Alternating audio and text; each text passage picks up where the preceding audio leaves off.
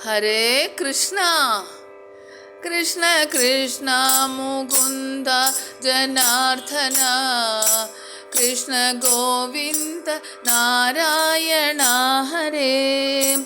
എത്ര വന്നിട്ടിവണ്ണം ലഭിച്ചൊരു മർത്യജന്മത്തിൽ മുമ്പേ കഴിച്ചു നാം.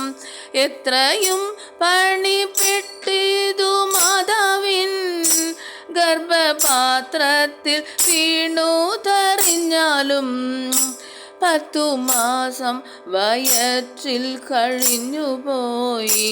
10-12 പോയി.